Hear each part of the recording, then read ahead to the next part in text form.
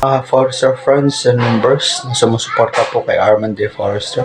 Ngayon pong araw is papakita ko po sa inyo ano po yung mga tanim or mga halaman po na nasa loob po ng maliit kong bahay. So, kasi ilan sa mga collections po natin, ilan po sa mga tanim po natin is nasa loob po ng aking maliit na bahay. So, maliit lang po yung bahay ko. So, konti lang po yung tanim na pwede doon. Kasi sa aking pananaw at sa aking pagkakaalam at gusto-gusto ko talaga na yung aking bahay ay may mga halaman kasi nakakadagdag siya ng masarap sa mata kasi maganda siya sa mata lalo na pag yung mata natin is nakatutok po sa laptop or sa computer. Kailangan po nating makakita ng kulay green or birdie para po ma-relax po yung mata natin. Pero bago po yan, nais ko po munang mag-shoutout sa mga ka-Forester friends and members po natin, lalo na po to my friend Isik from USA. Thank you so much for your love and support. Shoutout from Arman D. Forester. Thank you very much to our friend Lots Dorman Vlog, Ginald Vlog, Miss Empacho, thank you so much. Bro Aris, Bro Harry, and so much more. Thank you so much for the love and support. Lynn Channel, Team MA, thank you so much. Yun, kay Ate Lani Lorraine, maraming salamat po. Kay Ganggang Guapa, at sa lahat po ng sumusuporta kay Arman D. Forester. Kung gusto nyo pong mag-shoutout sa next po nating vlog, just comment below at i-shoutout po natin po kayo next nating vlog. So, ayun na nga po, ano nga po ba yung mga tanim ni Arman D. Forester na nasa loob po ng kanyang bahay. So, ipapakita ko po yun sa inyo na magustuhan nyo at ma-appreciate nyo kung bakit mayroon pong tanim sa kanyang maliit na bahay or sa kanyang area kung paano po natin siya nilalagay. So, ito na po siya. Sa pagpasok po ng aking maliit na bahay, meron po siya, kasi yung bahay po ko po is maliit lang po talaga siya. Yan. Dito po sa kabila, meron po akong maliit din na sofa. Very minimalist po yung sofa natin. Yan. Bulaklakin din yung sofa. So, meron ditong side table kung tawagin natin. Meron po siyang halaman dito. Yan. Yung halaman po is tinatawag po siyang Haworthia. Haworthia po yung family ng halaman natin. Ayan. Haworthia po siya. Yan po yung first plants po natin na nasa loob po ng aking maliit na tahanan. Ayan. Yan po yung Haworthia. Napakita ko po sa inyo. Ayan. Tatlo po siya. Isa lang po yan dati kaso lang sa katagalan ng ating pag-aalaga is naging tatlo na. So, pwede na natin ma-share yan. Yung dalawa sa mga gusto dyan. Yun. Sabihin nyo lang at PM nyo lang ako. Kasi pwede naman natin ma-share yan. No? Kaya natin ma-share yan. Pwede natin ma-let go sa gusto talaga at nag-aalaga talaga. Kasi hindi naman natin ma-let go yan sa gusto lang mag-try na mag-alaga. I-let go natin yan sa marunong na talaga at wala niyan. So, yan. Haworthia species siya. Dito. Yan. May dalawang sopa dyan. Ayan. Tapos punta tayo dito. Ayan yung mirror natin. Ayan yung mga ginagamit natin. Nakikita pa sa video. Ayan, meron tayong doon. Meron tayong halaman na nilagay. Ayan, malapit na yun sa kisame. Yung na yan. Yung pintuan na yan. Yan yung CR namin. Yan. Yan yung yan yung halaman na nilagay natin. Diyan. Dito, meron din ditong halaman. Ayan. Ito kung kilala nyo is monkey's tail. Ayan, yung common name niya is yung mga gamit natin. Ayan. Tsaka dito merong mirror. Ayan. Punta tayo dito. Kasi ayan yung TV. Ayan. Yung TV natin. So, ito naman is minsan napapagkamalan siyang or tinatawag siyang welcome plant. Pero hindi po siya welcome plant guys. Yung common name niya talaga is I forgot, sorry. Yan. Tinatawag nilang welcome plant, pero hindi po siya welcome plant. Ayan. Isa din po siyang uri ng tanim na pwede natin ilagay sa loob. Tsaka mayroon tayo ditong Monstera. Ayan. Monstera deliciosa. Yun, may dalawang dahon siya. Kasi new propagation. Yung mother plant niya andun sa garden natin, maliit na garden. Someday, papakita ko din sa inyo kung saan yan galing. Pero dito ngayon, yan sa baba ng TV. Yan yung TV. Yung TV na yan is bigay lang yan sa amin. Yan kaya nagkaroon ng TV, o diba? Binigyan talaga ng TV. Ayan. Ito yung Monstera deliciosa. May dalawang dahon tayong nilagay dito.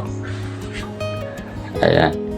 So, maliban sa Monstera deliciosa, is 1, 2, 3, 4, 5. Pang-limang tanim natin sa loob. Meron tayo dito sa ilalim ng TV. Ayan yung mga collections natin ng mga stones. Hindi lang natin i-focus dun sa stones kasi nasa halaman tayo. Ayan, meron tayo ditong aloe. Aloe po siya. Aloe species. Yung specific niya talaga ng pangalan is Aloe haconda. Correct me if I wrong sa mga marurunong dyan sa aloe. Ayan. Meron tayong aloe species dyan. So, yun. Yan is mga libro. Mga books ng International Law of World Organization. Ayan. Meron tayong libro dyan patungkol sa mga laws international. Meron din tayong The Book of Christmas. Ayan, yung kulay pula. At saka yung ginawa talaga nating libro nung tayo'y nag-aaral pa. So, maliban dyan, sa gilid nito, lagyan din natin ng halaman. Ayan, meron ding halaman dito sa kabila. Kung makikita nyo, sobrang laki na. Ayan, ipapakita lang natin. Tsaka matigas. Yung dahon niya, shiny. Isa po siyang monkey's tail na kung tawagin locally. So, nakalimutan ko lang talaga yung common name niya. So, pwede naman pong mag-comment yung mga marurunong talaga dyan sa tanim kung ano po yung common name niya. So, at saka meron tayo dyang picture. Siyempre, hindi mawala yung pictures natin. Ayan po si Armand de Forester. Proud po tayo na tayo nakatapos ng ating Masters in Public Administration sa Carlos Hilado Memorial State College. Ayan, proud po tayo dyan kasi pinaghirapan natin bakit natin narating ang ganyang parangal o ang ganyang diploma. So dito is meron tayo yung ating aquarium. Ayan, kung nakikita nyo or napanood nyo, kung hindi nyo pa napanood yung aquarium ni Armand de Forester, panoorin nyo paano natin siya ginawa. So ayan yung mga fishes natin. Ayan, naturally po siya, wala po siyang nilagay tayong aerator. Yun, yan. Tsaka yung tanim na nilagay natin, ayan, tingnan nyo guys, buhay na buhay yung tanim, di ba? Buhay na buhay yung tanim, hindi siya namatay. Kung balikan nyo lang yung content natin doon, kung paano natin na-set up yung ating aquarium. Ayan yung mga fishes natin. Kunti lang yung isda natin kasi di pa natin kayang maglagay ng maraming isda. Hindi kasi natin masyadong maaalagaan sila. So, kawawa lang pag namatay. Kasi lagi tayong nasa labas ng bahay, nagtatrabaho. Wala po tayo sa loob ng ating bahay. Field works yung trabaho natin guys. Yung pagbablog, being content creator, live streamer is minsan is ano lang siya na ano lang natin, sideline mode. Kumbaga, yun yung isa sa mga mga paraan natin para mabuhay yung ating mga dugo at katawang lupa, para ma-relax naman yung mga mind natin at puso natin. Tsaka yung pinakalas, meron tayo dito table. Ayan. Nilagyan din natin ng table. So, yung kulay ng table natin, nilagyan natin ng tablecloth na parang magkakulay din. Kasi kung titingnan nyo yung sahig natin is ganyan. Yung sahig namin. Yan, parang wood tiles yung sahig natin. Ayan. Yan siya dyan. Ayan. Sana nagustuhan nyo guys. So, dito sa last na table na nilagay natin is meron tayong maliit na bonsai. Ayan. Kung nakita nyo din at napanood nyo yung pagkalbo ng bonsai or baliti, ito na po siya. So, for the meantime, for now, is hindi pa talaga umusbong yung kanyang ayan si Coco.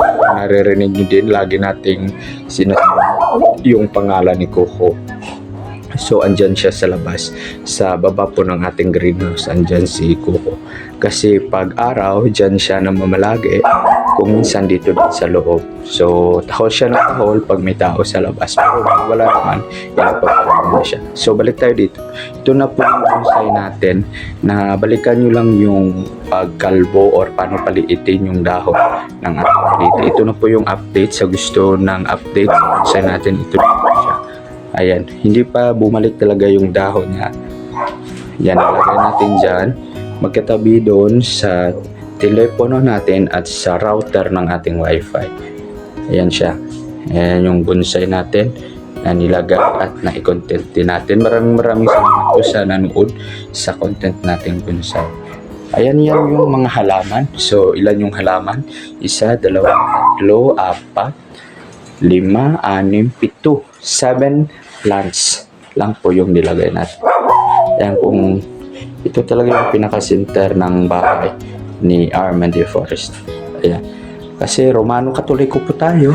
Pakita na din natin yung ating altar dyan. Yung ating altar kasi si Armand Forester po is isang Romano Katoliko. Yan yung mga tanim. So, yun. Ito yung pinaka-center guys. Ayan. Yan yung pinaka-center ng ating bahay.